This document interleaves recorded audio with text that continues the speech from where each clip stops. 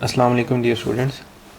आज की क्लास में हम तलब की लचक की पैमाइश का तीसरा मेथड जो उसको पढ़ेंगे, जो कि फार्मूला मेथड है।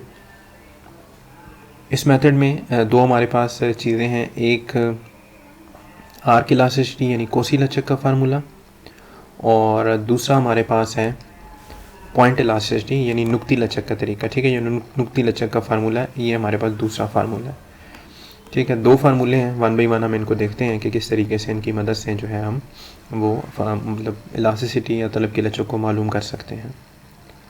जो कोसी लचक का फार्मूला है, इसके अंदर ये होता है कि जब हमारे पास एक डिमांड कर्व हो, सपोज मैं यहाँ पे एक ख़त तलब बनाता हूँ, सही है, और ख़त तलब के लिए मैं यहाँ पे मसलन प्राइस ली, मैंने यहाँ पे क्वांटिटी डिमांड ली और एक डिमांड कर्व बना हुआ है। ये मेरे पास एक इनिशियल पॉइंट ए है, ये पॉइंट बी है। पॉइंट ए पे मेरे पास जो प्राइस है उसे P1 का नाम देते हैं और इसको Q1 कह देते हैं। बी पॉइंट पे P2 हो गई और यहाँ पर इसको कह देते हैं Q2। तो देखें, यहाँ पर कीमत तब्दील हो रही है और उसकी वजह से आपकी डिमांड के अंदर तब्दीली आ रही है। और जो डिमांड कर्व है, इस डिमांड कर्व के ऊपर दो पॉइंट वाज़े नज़र आ रहे हैं। पॉइंट ए अलग नज़र आ रहा है, पॉइंट बी अलग नज़र आ रहा है।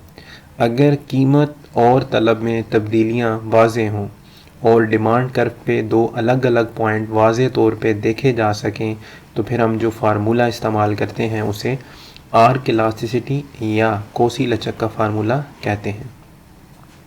डेफिनेशन में यहाँ इसने बताया है कि जब किसी शय की कीमत और तलब में नुमायाँ तब्दीली वाक़या हो और ख़त तलब पे दो वाज़े नुकात के दरमियान तलब की लचक को मापना मकसूद हो, तो ऐसी सूरत में तलब में तब्दीली की हालत को तलब की कोसी लचक का नाम दिया जाता है।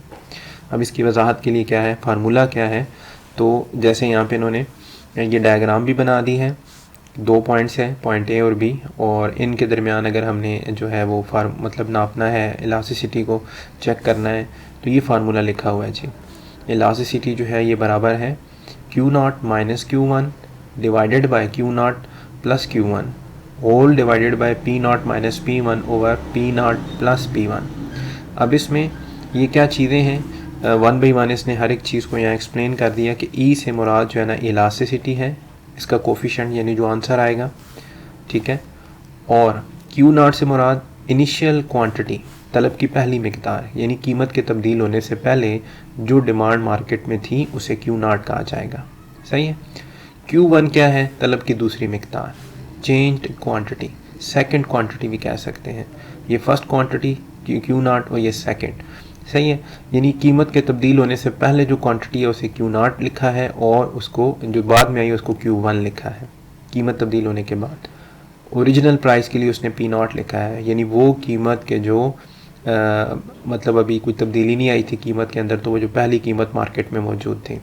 कीमत तब्दील होने के बाद जो नई प्राइस मार्केट में आई है उसको उसने P1 का नाम दिया है। कुछ किताबों में आपको इस तरह से मिलेगा, elasticity of demand is equal to Q1 minus Q2 divided by Q1 plus Q2, और इधर आ जाएगा P1 minus P2 divided by P1 plus P2।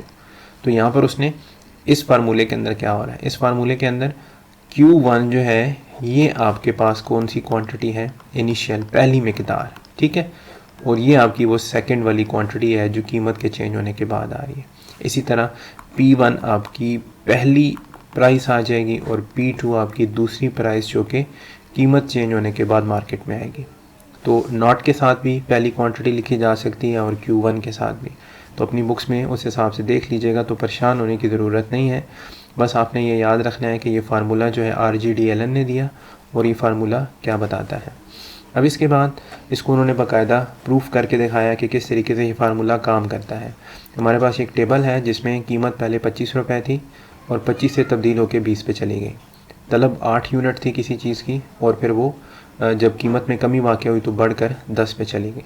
तो अब उन्होंने बताया कि इसमें P0 जो है वो 25 है, कीमत तब्दीली से पहले जो कीमत है वो, P1 कीमत तब्दील होने के बाद जो आई वो 20, ये P1 हो गई। पहली क्वांटिटी जो कीमत तब्दील होने से पहले है वो Q मतलब ये आ गया आपके पास 8, और जो सेकंड आ रही है वो ये आपके पास आ गया 10। जस्ट इसने ये सारी वैल्यूज़ फार्मूले के अंदर पुट की इसको मतलब सिंप्लीफाई किया तो हमारे पास जो इलास्टिसिटी आई वो आ गई -1, यानी इलास्टिसिटी ऑफ डिमांड जो है वो आ गई इज इक्वल टू -1। ये जो माइनस का साइन है ना, ये सिर्फ इस चीज़ को ज़ाहिर करता है कि आपका जो डिमांड कर्व है वो नेगेटिवली स्लोप होता है, यानी ये लेफ़्ट टू राइट डाउनवर्ड जाता है। सही है, इसके नेगेटिव स्लोप होने को ये साइन जो है वो शो करता है। तो हम जब भी इलास्टिसिटी को पढ़ते हैं तो इसको एब्सोल्यूट फॉर्म में पढ़ते हैं, यानी इसके आस पास आप ये मोड़ लगा देते हैं। इसका मतलब होता है कि आपका ये जो साइन है ना ये इग्नोर हो जाएगा। ठीक है, तो आप जब भी पढ़ते हैं तो आप कहते हैं elasticity of demand is equal to 1 है, आप ये नहीं कहते -1 है।